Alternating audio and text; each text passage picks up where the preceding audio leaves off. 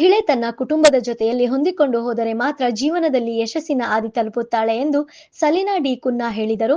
ಕುಶಾಲನಗರ 470ನೇ ವಿವಿಧೋದ್ದೇಶ ಮಹಿಳಾ ಸಹಕಾರ ಸಂಘ ವತಿಯಿಂದ ಅಂತಾರಾಷ್ಟ್ರೀಯ ಮಹಿಳಾ ದಿನಾಚರಣೆ ಹಾಗೂ ಶಾಲಾ ವಾರ್ಷಿಕೋತ್ಸವ ಕಾರ್ಯಕ್ರಮವನ್ನು ಉದ್ಘಾಟಿಸಿ ಮಾತನಾಡಿದ ಅವರು, ಮಹಿಳೆ ಹಲವಾರು ಜವಾಬ್ದಾರಿಗಳ ಜೊತೆಯಲ್ಲಿ ಕುಟುಂಬದ ನಿರ್ವಹಣೆಯನ್ನು ತನ್ನ ಹೆಗಲ ಮೇಲೆ ಹಾಕಿಕೊಂಡು ಜೀವನ ನಡೆಸುತ್ತಾಳೆ.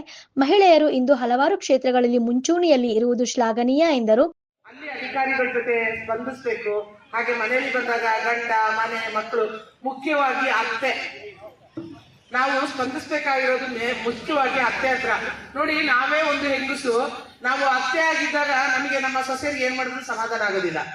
ಅದು ಅವ್ರು ಮಾಡಿ ತಪ್ಪು, ಅದೇ ನಮ್ಮ ಮಗಳು ಮಾಡಿದ್ರೆ ಅದು ಸರಿ ಅಂತ ನಾವು ಒಂದು ವಾದ ಮಾಡ್ಲಿಕ್ಕೂ ಸಹ ರೆಡಿ ಇರ್ತೀವಿ. ಯಾಕಂತ ಹೇಳಿದ್ರೆ ನಾವು ಮಹಿಳೆಯರು ಏನ್ ಮಾಡೋದು, ನಮ್ಮ ಜ್ಞಾನ ಶಕ್ತಿ ದೇವರು ಅಷ್ಟು ಕೊಟ್ಟಿದ್ದಾರೆ ಅಂತ ಕಾಣ್ತದೆ. ಈ ಒಂದು ವಿಷಯದಲ್ಲಿ ನಾನು ನಿಜ ಹೇಳ್ಬೇಕು ಅಂತ ಹೇಳಿದ್ರೆ, ನಾವು ಮಹಿಳೆಯರು ಸರಿಯಾಗೋ ಗಂಟ ನಮ್ಮ ಮಹಿಳಾ ದಿನಾಚರಣೆಗೆ ಅರ್ಥ ಇರೋದಿಲ್ಲ ಅಂತ ಅನಿಸ್ತದೆ. ಯಾಕೆಂತ ಹೇಳಿದ್ರೆ ಇವತ್ತು ವರ್ಷಕ್ಕೆ ಒಂದು 100 ಚಿಲ್ಲರೆ ಕಂಪ್ಲೇಂಟ್ ಬರ್ತದೆ ನನಗೆ. ಆ ಕಂಪ್ಲೇಂಟ್ಗಳಲ್ಲಿ ತಪ್ಪು ಯಾರ್ದು ಅಂತ ಹೇಳಿದ್ರೆ ನಮ್ಮ ಮಹಿಳೆಯರದು, ಪುರುಷರದಲ್ಲ. ನಮ್ಮನ್ನ ಪುರುಷರು ಹೊಂದ್ಕೊಂಡಂಗೆ ನಾವು ಪುರುಷರನ್ನ ಮನೆನ ಮೊದಲನೇದಾಗಿ ನಮ್ಮ ಅತ್ತೆ ನಾನು ಅಂತ ಹೊಂದ್ಕೊಂಡ್ರೆ ನಮ್ಮ ಕುಟುಂಬದಲ್ಲಿ ಯಾವುದೇ ಸಮಸ್ಯೆಗಳಿಲ್ಲ, ಗಂಡಸರಿಗೂ ತೊಂದರೆ ಇಲ್ಲ ನಮ್ಮಿಂದ. ಇಂಥ ಒಂದು ಸಂದರ್ಭದಲ್ಲಿ ನಾನು ಮಹಿಳಾ ದಿನಾಚರಣೆಯ ವಿಷಯದಲ್ಲಿ ನಾನು ಈ ಒಂದು ಮಾತು ಯಾಕೆ ಹೇಳ್ತಾ ಇದ್ದೀನಿ ಅಂತ ಹೇಳಿದ್ರೆ, ಇದು ನಮ್ಮೆಲ್ಲರ ಕಿವಿ ಮಾತಾಗಿರ್ಬೇಕು ಅಂತ ನಾನು ನಿಮ್ಮಲ್ಲಿ ಕಳಕಳಿಯ ಮನವಿ ಮಾಡ್ಕೊಳ್ತಾ ಇದ್ದೀನಿ. ಸನ್ಮಾನ ಸ್ವೀಕರಿಸಿ ಮಾತನಾಡಿದ ಶಿಕ್ಷಕಿ ಮೀರಾ, ಕುಟುಂಬದ ಬೆನ್ನೆಲುಬಾಗಿ ಇರುವುದು ಮಹಿಳೆ. ಗಾಂಧೀಜಿ ಕಂಡ ರಾಮರಾಜ್ಯ ಕನಸಾಗೆ ಉಳಿದಿದೆ. ಇತ್ತೀಚಿನ ದಿನಗಳಲ್ಲಿ ಮಹಿಳೆಯರ ಮೇಲೆ ನಡೆಯುತ್ತಿರುವ ದೌರ್ಜನ್ಯಗಳು ಇಡೀ ಸಮಾಜ ತಲೆತಗ್ಗಿಸುವಂತ ಕೆಲಸವಾಗಿದೆ. ಇಂದು ಮಹಿಳೆ ಅಬಲೆಯಲ್ಲ, ಸಬಲೆ ಎಂದು ತೋರಿಸುವ ಕೆಲಸ ಎಲ್ಲಾ ಮಹಿಳೆಯರು ಮಾಡಬೇಕು. ಆಗ ಮಾತ್ರ ಮಹಿಳಾ ದಿನಾಚರಣೆಗೆ ಒಂದು ಅರ್ಥ ಬರುತ್ತದೆ ಎಂದರು.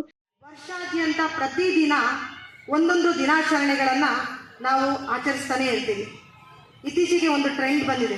ಏನಂತಂದರೆ, ನಾವು ನ್ಯೂಸ್ ಪೇಪರ್ಗಳಲ್ಲಿ ನೋಡ್ತೀವಿ ಆ ದಿನದ ವಿಶೇಷತೆ ಅಂತ. ಅಂದರೆ ಪ್ರತಿ 365 ದಿನಗಳಲ್ಲೂ ಒಂದೊಂದು ದಿನಕ್ಕೂ ಅದರದೇ ಆದಂತಹ ಒಂದು ವಿಶೇಷತೆ ಇದೆ. ಆ ವಿಶೇಷತೆಗಳನ್ನು ಹಾಕ್ತಾ ಇರ್ತಾರೆ. ಆದರೆ ಇವತ್ತು ಮಹಿಳಾ ದಿನಾಚರಣೆ ಅಂದರೆ ಮಹಿಳೆಯರ ಬಗ್ಗೆ ನಾವು ಇವತ್ತು ಹೆಚ್ಚು ಗಮನವನ್ನು ಕೊಡಬೇಕು ಅಂತ. ಅಂದರೆ ಈ ದಿನಾಚರಣೆಗಳನ್ನು, ಈ ದಿನಗಳನ್ನು ಗುರುತಿಸುವಂತಹ ಅವಶ್ಯಕತೆ ಆದರೂ ಏನು ಅಂತೇಳಿ ನೋಡುವಾಗ ನಿಜಕ್ಕೂ ನಮಗೆ ನಾವೆಲ್ಲಾದರೂ ಮರ್ತಿದ್ರೆ, ಯಾಕಂದರೆ ಒಂದು ಕುಟುಂಬದ ಬೆನ್ನೆಲುಬು ಅಂತ ಹೇಳಿ ನಾವು ಮಹಿಳೆಯರನ್ನ ಕರಿತೀವಿ.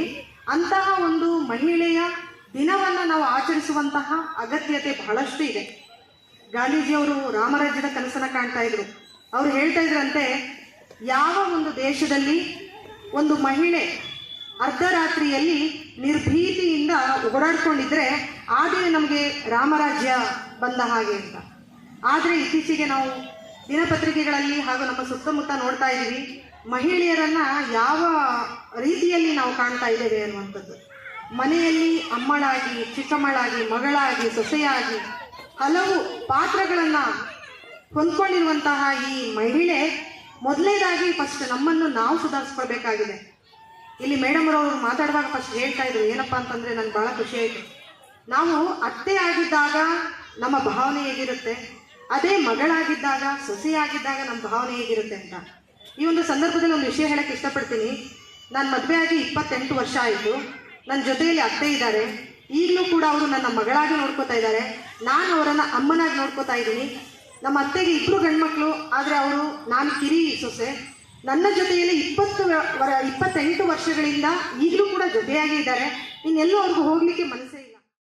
ಮುಖ್ಯ ಅತಿಥಿಗಳಾಗಿ ಭಾಗವಹಿಸಿ ಮಾತನಾಡಿದ ಕೃಷಿ ಪತ್ತಿನ ಸಹಕಾರ ಸಂಘದ ಅಧ್ಯಕ್ಷರಾದ ಟಿ.ಆರ್. ಶರವಣಕುಮಾರ್, ಸೂಕ್ಷ್ಮವಾಗಿ ಇತಿಹಾಸವನ್ನು ನೋಡಿದರೆ ಮಾನವ ಕುಲದಲ್ಲಿ ಮಹಿಳೆ ಮೇಲೆ ಎಷ್ಟು ವೈರಾಗ್ಯವಿತ್ತು ಎನ್ನುವುದು ನೋಡಬಹುದು.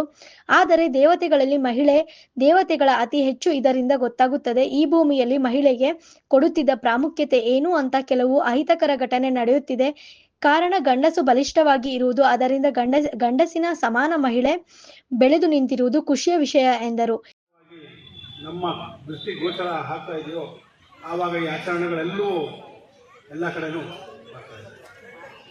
ವಿಶೇಷವಾಗಿ ಮಹಿಳೆ ಅಬಲೆ, ಮಹಿಳೆ ಮೇಲೆ ಶೋಷಣೆ, ಈ ರೀತಿ ವಿಚಾರಗಳು ಬಗ್ಗೆ ಮಾತ್ರ ನಾವು ಕೇಳ್ತಾ ಇರ್ತೀವಿ, ಮಾಡ್ತಾ ಇದ್ದೀವಿ. ಆದರೆ ಸೂಕ್ಷ್ಮವಾಗಿ ನೀವು ಇತಿಹಾಸವನ್ನು ಗಮನಿಸ್ತಾ ಹೋದರೆ ಈ ಮಹಿಳೆಗೆ ಒಂದು ಈ ಮಾನವ ಕುಲದಲ್ಲಿ ಇದ್ದಂತಹ ಒಂದು ಮುಖ್ಯತ್ವ ಪುರುಷನಿಗಿಂತ ಒಂದು ಮಹಿಳೆಗೆ ಯಾವ ಮಟ್ಟಕ್ಕಿತ್ತು ಅನ್ನೋದನ್ನ ತಾವೆಲ್ಲರೂ ಗಮನಿಸಿ.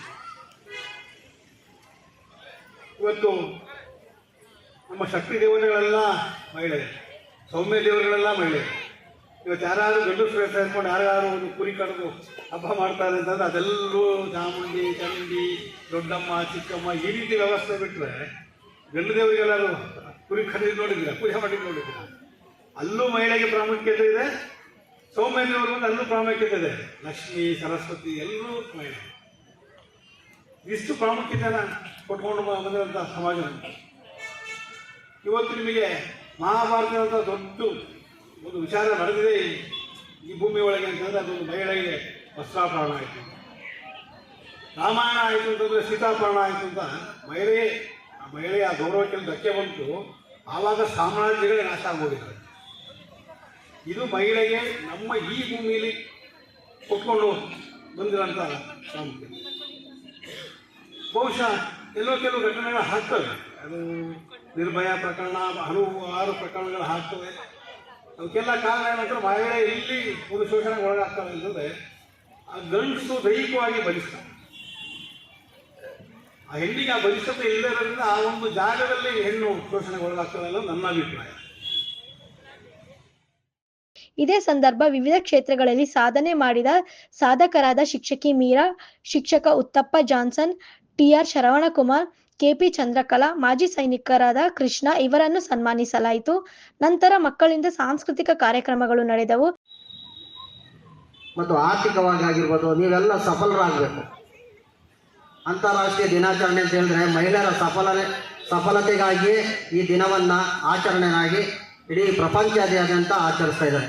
ಆದರೆ ತಮ್ಮ ತಾಯಿಯಂದು ನೀವು ತಮ್ಮ ಮಕ್ಕಳನ್ನು, ನಿಮ್ಮ ಹೆಣ್ಣು ಮಕ್ಕಳನ್ನು ಅತ್ಯುತ್ತಮ ವಿದ್ಯಾಭ್ಯಾಸ, ಸಮಾಜದಲ್ಲಿ ರಾಜಕೀಯವಾಗಿ ಬೆಳೀಲಿಕ್ಕೆ, ಕ್ರೀಡೆಯಲ್ಲಿ ಹಾಗೂ ಸರ್ಕಾರದ ಹುದ್ದೆಗಳಲ್ಲಿ ನೀವು ಅವರಿಗೆ ಪ್ರತಿಸ್ಪರ್ಧಿಯಾಗಿ ಸ್ಪರ್ಧಿಸಿ ಅಂಥ ಹುದ್ದೆಗಳನ್ನು ಮಾಡಲು ನೀವು ಎಲ್ಲರೂ ದುಡಿಬೇಕು.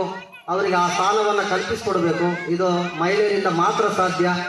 ಇಂಥ ಮಹಿಳಾ ದಿನಾಚರಣೆ ನೀವು ಆಚರಿಸಬೇಕು ಅಂತ ಹೇಳಿದ್ರೆ ನಿಮ್ಮ ಮಕ್ಕಳನ್ನು ಒಳ್ಳೆಯ ಹುದ್ದೆಯಲ್ಲಿ ಈ ರೀತಿ ನೀವು ಸಮಾಜದಲ್ಲಿ ಬೆಳವಣಿಗೆ ಮಾಡಿದ್ದೇ ಆದಲ್ಲಿ ಈ ಆಚರಣೆ ಎಂದಿಗೂ ನೀವು ಮಾಡ್ತಾ ಇರೋದು ಸಂತೋಷದ ವಿಷಯ ಆಗ್ತದೆ. ಇದೇ ಸಂದರ್ಭ ವೇದಿಕೆಯಲ್ಲಿ ನಳಿನಿ ನಂಜಪ್ಪ, ಕಾವೇರಿ ಕಾಳಪ್ಪ, ಶೈಲಾ, ಸುಶೀಲಾ, ಜಯ ಮುಂತಾದವರು ಇದ್ದರು.